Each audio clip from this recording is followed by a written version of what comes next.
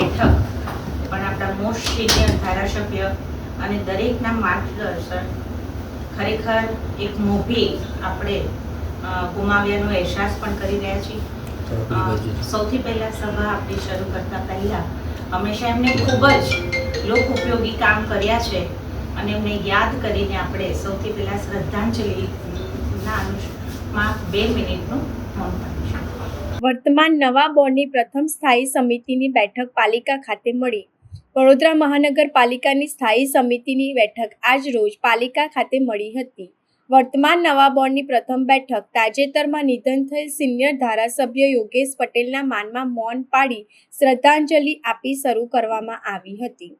આ પ્રથમમાં 10 કામોમાં મંજૂરી અર્થે મૂકવામાં આવ્યા હતા, જેમાંથી 9 કામોને મંજૂરી આપવામાં આવી છે, જ્યારે 1 કામમાં મંજૂર કરવામાં આવ્યું છે। આ બેઠકમાં ઓડિટ વિભાગ, સામાન્ય વહીવટ, પાર્કસ એન્ડ ગાર્ડન, આરોગ્ય ખાતું, મિકેનિકલ શાખા જેવા કામોની દરખાસ્ત લેવામાં આવી હતી।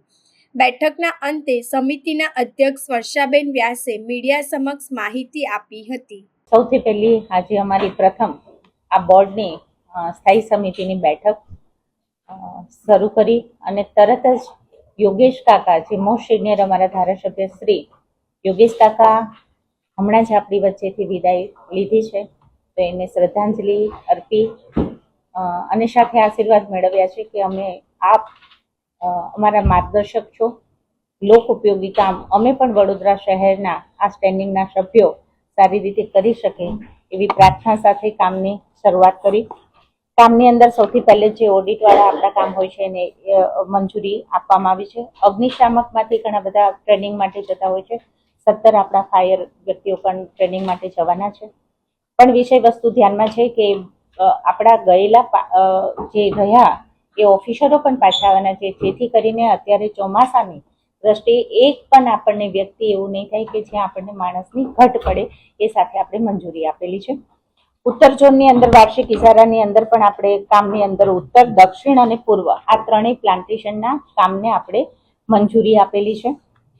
વચ્ચે એક આપણે માનવદિન વાળું એક કામ છે જેને આપણે અત્યારે મુલતવી રાખ્યું છે। એ ઉપરાંત અમારા સાથી સભાસદ શ્રી વિનોદભાઈ ભરવાડને જે બીમારીના અનુસંધાનમાં એમને બિલ મૂકેલું હતું એને આપણે મંજૂરી આપી છે। સાથે જ એસવીપીની અંદર જે બસની આપણી બસોની છે એ સ્પેશિયલ પર્પઝ વ્હીકલની અંદર જે સ્થાયી સમિતિના એક સભ્ય એની અંદર હંમેશા એની આપણે નિમણૂક કરતા હોય છે। ગયા ટર્મની અંદર બંદીશભાઈ શાહ હતા, જે અત્યારે આપણી સાથે સાથી કોર્પોરેટર તરીકે નથી, એટલે એમને રદ કરી ઠરાવમાંથી નવું સભ્યપદ અત્યારના સભ્યમાંથી નરવીરસિંહજી ચુડાસમાને નવું આપ્યું છે। આ બસોની પણ જલ્દીથી આપણી ઈ બસ થોડી આવી પણ ગઈ છે અને ઝડપથી થોડી આવવા જઈ રહી છે। 1-2 સૂચનો એડ કરીને કે એની અંદર ટ્રાયલ બેઝ ઉપર 1 વીક આપણે વડોદરામાં સારી રીતે કેવી રીતે વ્યવસ્થાના ભાગરૂપે કયા રૂટ ઉપર લેવી, એ સાથે એ ઉપરાંત એક વસ્તુ અમે જ્યારે બેન તરીકે એક માંગણી મૂકી છે અને એને મંજૂર સાથે આગળ એસવીપી કરે એવું સૂચન ધારાધોરણ મુજબ આપ્યું છે। 1 સીટ ઓલવેઝ રિઝર્વ બહેનો માટે હોતી હશે, પણ અમે એસવીપીને એક સૂચન આપ્યું છે કે અમને એક વધારાની બીજી બહેનો માટે સીટ મળે, એક સિનિયર સિટીઝન માટે તેને રિઝર્વ મળે અને એક સીટ વિકલાંગ માટે મળે, અને ઈ બસ આ રીતે એસવીપીની અમને મળે એવા સૂચન સાથે એને પણ આપણે મંજૂરી નરવીરસિંહ ચુડાસમાના નામ સાથે આપેલી છે। બીજું, વડોદરા શહેરના જનતાને ખાસ આપ મીડિયા મિત્રના માધ્યમથી જણાવવા માંગુ છું કે રહેણાંક વિસ્તારની જે પ્રોપર્ટી ટેક્સ આપણે ભરીએ ત્યારે એડવાન્સની અંદર જે હંમેશા આપણે આ કરી છે એને પણ આજે આપણે મંજૂરી આપી છે। 10% જો એડવાન્સમાં આપનો ટેક્સ ભરો છો તો 10% રહેણાંક હેતુ મિલકત પ્રોપર્ટીની અંદર આપણને બેક મળશે, અને બિન રહેણાંક પ્રોપર્ટી ટેક્સ જે આપણા મિલકતનો છે એમાં 5% મળશે।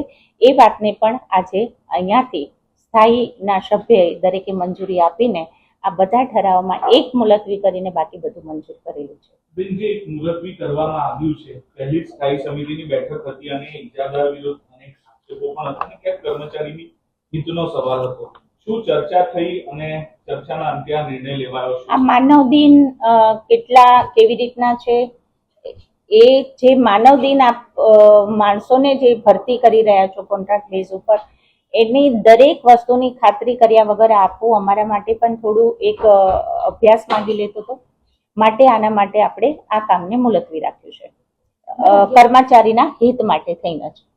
11 કરોડનો એક ઇજારો છે પાર્કિંગ ભાડાનો, એ તમામ ઝોનમાં બેસાયેલું છે કે એક જ તમામ ઝોનનો 1 વર્ષ માટેનો હતો, પણ જેને આપણે અત્યારે મુલતવી કર્યું.